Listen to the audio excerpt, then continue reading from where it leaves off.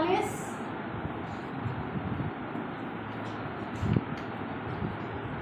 exclusion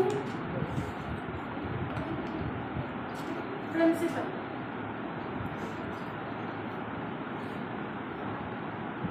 Pauli's exclusion principle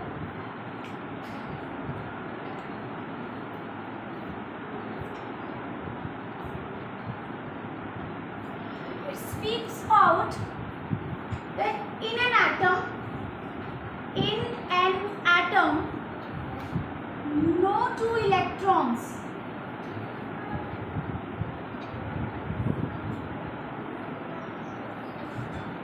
can have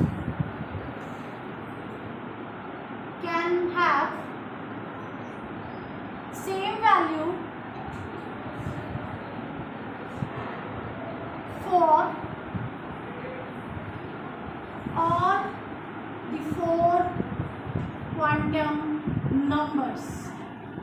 पहले हम इसका मीनिंग समझते हैं, पूरा लिख लेना कॉपी में. then I will circle on the exam sheet. उसे मैं आपको कैसे लिखा था ना. No two electrons in an atom can have same value for all the four quantum numbers. इसका एक सिंप्लीफाइड मीनिंग अगर कोई समझा सकता है, वेरी सिंपल, बहुत सिंपल चीज़ है ये. किन्हीं भी दो इलेक्ट्रॉन के लिए एक एटम में, एक एटम का एटॉमिक नंबर 120 भी हो सकता है, अभी तक लेटेस्ट 120 भी हो सकता है, तो 120 इलेक्ट्रॉन्स हैं. उनमें से 120 के जो क्वांटम नंबर्स का एड्रेसिंग है दैट विल बी डिफरेंट. कोई भी दो इलेक्ट्रॉन आप ढूंढ कर नहीं दिखा सकते उन 120 इलेक्ट्रॉन्स में से जिनके लिए a set of 4 quantum numbers would show the same value. समझ रहे हैं? तो हम कैसे कह सकते हैं इसको, और सिंप्लीफाइड क्या कर सकते हैं एक लाइन में. इसका क्या मतलब है, एक रिस्ट्रिक्शन लगाई है इसने, वो रिस्ट्रिक्शन नजर नहीं आ रही है लेकिन है. क्या रिस्ट्रिक्शन है लास्ट की? हाँ, can not have same address. True. So कहाँ डिस्टिंग्विश कर सकता है?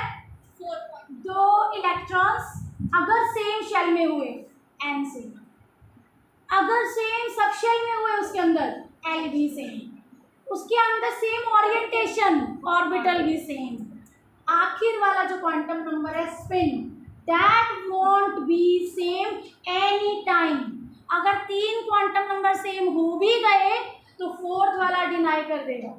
यही तो है, चारों की चारों वैल्यू सेम नहीं होंगी, लास्ट वाला तो पक्का डिफर करेगा. तो लास्ट वाले पे चलते हैं, एक्सट्रीम केस लेते हैं कि 3 क्वांटम नंबर तो सेम मिल गए, तो लास्ट वाला क्या कहता है, स्पिन क्वांटम नंबर +½ और -½ इससे हमें ये समझ आया कि वो दो इलेक्ट्रॉन्स जो बिल्कुल लास्ट में पहुंच रहे हैं उनके 3 क्वांटम नंबर सेम निकल आए हैं, तो वो इस ऑर्बिटल में आ गए. इस ऑर्बिटल के अंदर एक अगर अपवर्ड स्पिन है तो एक डाउनवर्ड स्पिन है. ये है मीनिंग इस लाइन का. अब जिसको हम एक और स्टेटमेंट के थ्रू बताएंगे that in an orbital there will be only 2 electrons, उससे ज्यादा नहीं हो सकते. क्यों?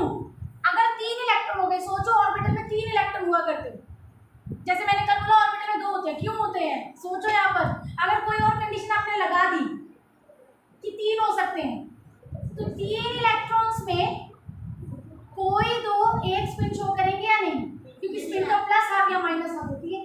कोई दो एक स्पिन दिखाएंगे, कोई अलग दिखाएगा, हो गए quantum number same, violating the rule. 1 हो नहीं सकता क्योंकि नंबर ऑफ इलेक्ट्रॉन्स जो उस शेल में होते हैं 2n² रूल वो फॉलो नहीं करेगा, तो हम उसको भी वायलेट नहीं कर सकते और इससे ज्यादा भी हम एक ऑर्बिटल में नहीं ले सकते. So an orbital can have maximum 2 electrons, those must have opposite spin. That is another statement. इसी का मीनिंग एक अलग स्टेटमेंट बता देता है. सो लिखो polish exclusion principles, another statement. N orbital can have maximum 2 electrons.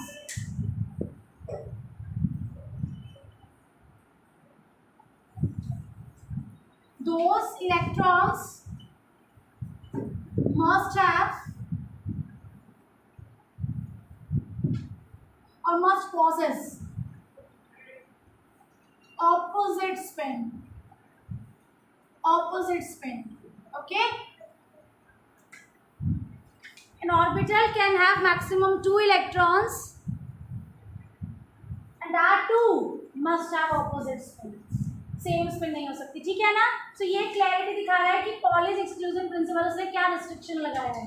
उससे हमें क्लियर हो गया कि ऑर्बिटल में 2 इलेक्ट्रॉन होते हैं, उनकी स्पिन ऑपोजिट होती है, ठीक है. इसीलिए तो चारों क्वांटम नंबर कभी भी ऐसा नहीं होगा कि सेम ही हो. 2 ऑर्बिटल लास्ट तक आते आते सेम हो सकते हैं बट लास्ट में वो डिफर जरूर करेंगे, ठीक है. This is Pauli's exclusion principal.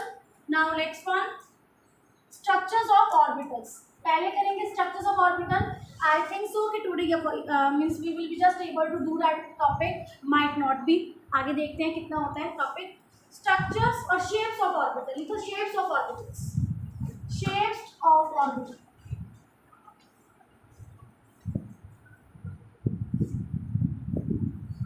पहली बात करते हैं ऑर्बिटल्स की. ऑर्बिटल्स क्या होते हैं? 3-dimensional space around the nucleus where probability of finding electron is maximum. Probability of finding electron is maximum, almost up to 90%, and probability was psi square. 3-dimensional region है ना. और इस समय रेनी सीजन है. Sky पे अगर आप देखोगे तो आपको दिखेगा कि हर तरफ ही वेपर्स हैं, वाटर वेपर्स हैं in the form of clouds. कहीं छोटा सेगमेंट दिखता है, कहीं बड़ा सेगमेंट दिखता है, कहीं लार्ज शेप दिखता है. तो जहाँ लार्ज शेप है वो हम बोलेंगे ऑर्बिटल. कि देखो हर जगह है लेकिन थोड़े थोड़े हैं. ये रीजन ऐसा है, इसमें ज़्यादा है. क्या आप उसको एक सरफेस बाउंड्री दे सकते हो? क्लाउड का पिक्चर में दिखाते हो ना, मेरा बोलो बेटा वो आपको क्लाउड दिख रहा है, उसकी शेप ड्रॉ करके दिखाओ. कर दोगे ना ड्रॉ? जो दिख रहा है वो आप ड्रॉ कर दोगे, है ना. ऐसे कुछ भी ड्रॉ कर दोगे कि मैम ये ऐसे ऐसे बनाऊंगा. ये आपने बाउंड्री ड्रॉ करी है. क्या क्लाउड की वो डेंसिटी, वो बाउंड्री है? Cloud has no boundary. आप उसके पास जितना पास जाएंगे, जितना क्लोजर जाएंगे, आपको नजर आएगा कि वेपर्स इसके अंदर अंदर ही नहीं है, इससे काफी बाहर तक फैले हुए हैं. बस ये है कि यहाँ ज्यादा कंसंट्रेटेड है, तो दूर से वो साफ नजर आ रही थी शेप. तो शेप आप खुद देते हैं, एक सरफेस बाउंड्री आप खुद बनाते हैं फॉर पिक्टोरियल क्लैरिटी. लेकिन एक्चुअल में उस ऑर्बिटल की कोई भी शेप नहीं होती है, ठीक है. हाँ, बाउंड्रीज आप ड्रॉ करते हैं टू मेक एवरेज शेप, लेकिन एक्चुअल में वो शेप शार्प नहीं होती है, वो डिस्पर्स होती है, फैली हुई सी होती है. जैसे क्लाउड सामने से दिख रहा है एक सॉलिड शेप, आपको कोई भी शेप दिख सकती है, लेकिन शायद जब वो बाहर जाएंगे, जब आप उसके क्लोजर जाएंगे तो यहाँ तक फैला होगा, आगे आगे तक, ठीक है. और थोड़ा और आगे जाओगे तो थोड़ा कम होगा, लेकिन कम होगा, लेकिन ये नहीं कि वाटर वेपर्स है ही नहीं. आप डिस्पर्स फैले फैले से दिखेंगे. आपको पास जितना जाओगे तो उतना ही आपको उसकी सरफेस बाउंड्री नजर नहीं आएगी, लॉस होती जाएगी. ये सेम कंडीशन है एटम्स के अंदर ऑर्बिटल्स की. They are having electrons cloud. जब आप ड्रॉ करते हो इलेक्ट्रॉन क्लाउड को, यू रिमेंबर एस सबशेल के लिए मैंने आपको ड्रॉ किया था हाइड्रोजन. हाइड्रोजन एटम में एक इलेक्ट्रॉन के लिए हमने एक हाइपोथेटिकल स्ट्रक्चर बनाया था और उसमें हमने इस तरह से दिखाया था, right. Closer to the nucleus maximum density. Electron maximum time हमें बिल्कुल क्लोजर मिला है न्यूक्लियस के. जैसे आप दूर जाते हैं इससे तो आपको लगता है कि थोड़ा थोड़ा सा ये पोजीशन जो है डिफर करने लग जाती है, इतनी क्लोज नहीं है, मतलब ज़्यादा समय के लिए यहाँ नहीं होता. इससे और दूर जाते हैं दैट गेट फर्दर रैंडम, कम समय के लिए बहुत ही, ठीक है ना. तो हम उसको एक बाउंड्री, सरफेस बाउंड्री ड्रॉ कर देते हैं ऑन एवरेज कि हाँ भाई यहाँ पे तो कभी कभी है और कभी कभी दूर भी मिल जाता है, तो हम एक एवरेज बाउंड्री यहाँ ड्रॉ कर सकते हैं, ठीक है ना. इसको हमने बोल दिया हाइड्रोजन के अंदर शेल नंबर 1 का ऑर्बिटल, और वो आपको पता है कौन सा है, 1s. कौन सा है? 1s. तो अभी हम आज क्या करेंगे, पहले शेप पर जाते हैं कि कैसे होता है. हम ग्राफ ड्रॉ करेंगे, समझो इसको. Psi versus R. R is the distance of an electron from the nuclear centre. Centre of nucleus से उस इलेक्ट्रॉन की क्या दूरी, ठीक है. जब हम इसको 1s के लिए ड्रॉ करते हैं, for 1s it shows something like that, like this. Psi is amplitude, psi is atomic orbital. Atomic orbital is a 3-dimensional space. जहाँ psi ज़्यादा होगा वहाँ इलेक्ट्रॉन वेव नेचर में होगा, प्रेजेंट होगा वहाँ, मतलब वही एटॉमिक ऑर्बिटल. एटॉमिक ऑर्बिटल एक वैसा स्पेस है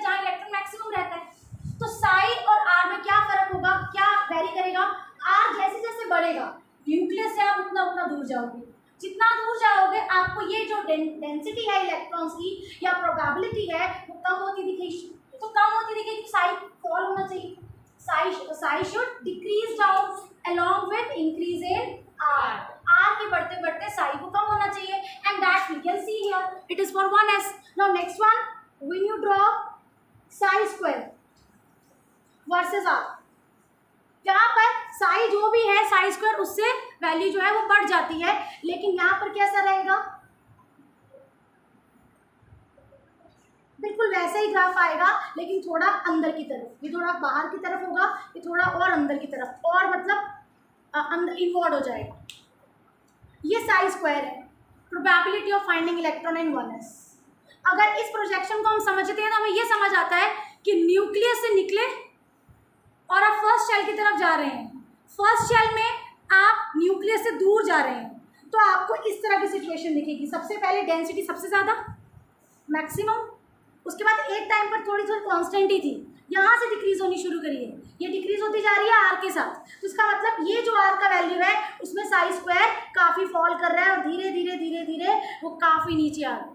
ठीक है, ये जो नीचे आ गया आर काफ़ी बड़ा था, तो ये आर लगा लो यहाँ तक आर आते आते साई स्क्वायर बहुत कम हो चुका है, साई स्क्वायर इस लेवल पर आ चुका है, पहले यहाँ था. इसका मतलब पहले बहुत डेंस था इलेक्ट्रॉनिक क्लाउड और आगे आगे जाते हुए बहुत ही डिस्पर्स एंड फैला हुआ है. समझ रहे हो, इसका मतलब यहाँ पर probability of finding electron from the nucleus towards the shells, आगे जाते हुए डेंसिटी डिक्रीज करती है. ठीक है, इसके अकॉर्डिंग हमने इसको ये शेप ग्रांट की है. ये जो आपने बाउंड्री बनाई है इसको बोलते हैं सरफेस बाउंड्री टाइप, जिसको हम दिखाते हैं एस सब शेल से. तो एस सब शेल हम दिखाते हैं हमेशा स्फेरिकल. ठीक है, and this is for 1s, this is for 1s. ठीक है, ये सर्कुलर नहीं है जो मैंने ड्रॉ किया, it might appears to you circular because we have drawback of drawing it on board. It's like a ball, centre में ball के न्यूक्लियस है and at all shallow part inside the ball other than the nucleus region, that ball is electronic cloud. लेकिन जो ball का cover है वो cover हमने बनाया है सरफेस बाउंड्री, लेकिन वो इमेजिनरी होता है, वो एक्चुअल में नहीं होता, वो एक्चुअल में नहीं होता. ठीक है ना, आप बनाते हैं वो बाउंड्री एवरेज ड्रॉ करके, लेकिन एक्चुअल में वो बाउंड्रीज नहीं होती है. ठीक है ना, बस ये है कि डेंसिटी कम होती जाती है. ये इलेक्ट्रॉन कम समय के लिए यहाँ दिखता है ऐसी पोजीशन पर और ज़्यादा समय के लिए कंसंट्रेट रहता है न्यूक्लियस की तरफ. Clear, this is about 1s and what is the shape, spherical, not circular. Don't say circular, spherical. ठीक है, एंड एस का मीनिंग होता है शार्प, ये भी ध्यान रखना, एस को बोला जाता है शार्प. ठीक है, S subshell has more directional characteristics, remember. ठीक है, इसीलिए ये स्फेरिकल है. इसको ऑलरेडी अज्यूम करके बैठे हैं, this is spherical in shape because it has no directional characteristic. ठीक है, अब आते हैं 2s पर. 2s में देखो सिचुएशन कैसे चेंज होता है. This all we are drawing again for 2s.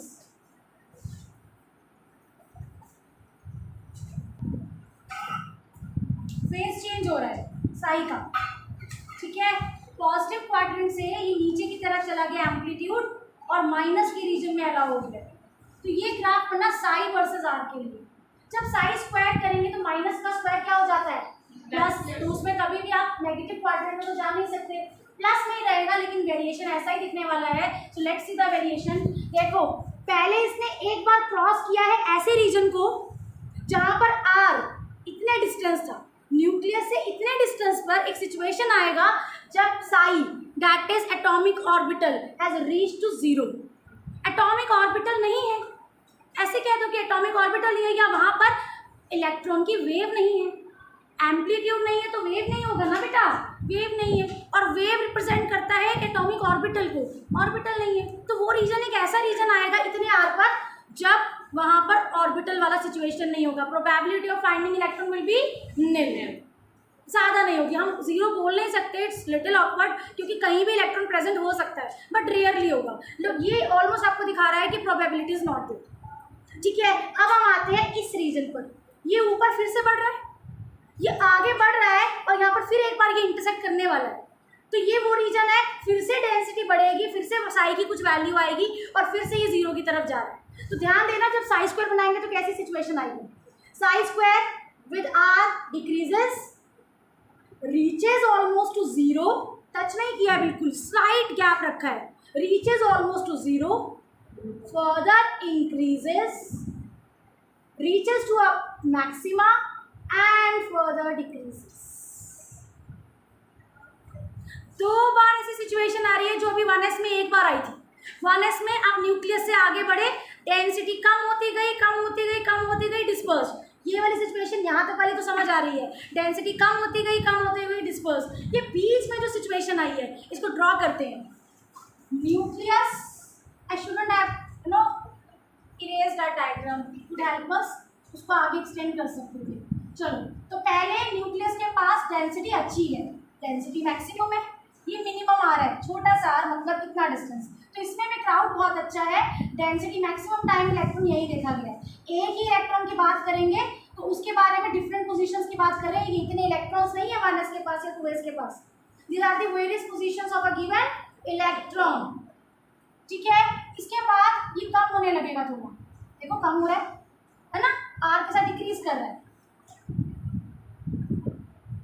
ठीक है। उसके बाद ये ऐसी वैल्यू पर फाइंड करेगा जहां पर ऑलमोस्ट ऐसा लगेगा कि प्रोबेबिलिटी नील हो गई है, नील हो गई है, वो रीजन आप ये मान लो कि थोड़ा सा रीजन आया। उसके बाद ये फिर से मैक्सिमम अचीव करेगा, तो यहाँ पर मुझे गैप देना पड़ेगा। ये गैप वो गैप है जहाँ पर साई स्क्वायर की वैल्यू एक बार आर पर आ गई थी, एक्सिस पर आ गई थी, इसका मतलब वहाँ पर साई स्क्वायर क्या हो गया था, जीरो। तो ऐसे रीजन को हमें ऐसे दिखाना पड़ेगा खाली कि यहाँ इलेक्ट्रॉन नहीं मिलता, फिर से इलेक्ट्रॉन मिलने की टेंडेंसी, ठीक है। मिड में क्राउडेड,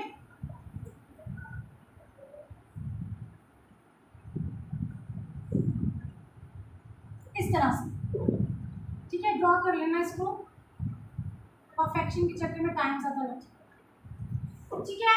अब आप इसको अगर सॉलिड बाउंड्री दोगे तो आप यहाँ दोगे, मतलब यहाँ फिर से है, समझ जाओ, फिर से कम हो रहा है ना, फिर दोबारा से कम हो जाएगा मैक्सिमा के बाद, फिर से वही सिचुएशन कि आप डिस्पर्स होने लगे, ठीक है। There is no solid boundary, कोई सरफेस बाउंड्री नहीं होती, but for the pictorial clarity we do that. तो अब हम एक लाइन ड्रॉ करेंगे एवरेज पर कि ये लास्ट है जहाँ पर प्रोबेबिलिटी मैक्सिमम, ठीक है।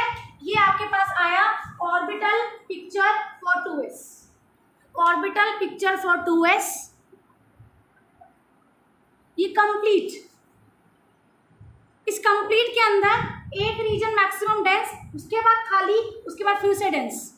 ये जो बीच में खाली जगह दिखाई दी ना, जहां पर electron finding probability within that 3 dimensional region, वही रीजन है। लेकिन अब देखो ये रूम है, ये 3 डायमेंशनल रीजन है, ये ऑलमोस्ट वो चीज़ है, ये ऑलमोस्ट वो रीजन है जहां पर आपकी फाइंडिंग प्रोबेबिलिटी क्या होती है, मैक्सिमम। लेकिन यहाँ पर भी ये वाला जो फेज है where teacher is standing, here your probability is less, उस तरफ आपकी प्रोबेबिलिटी ज्यादा है।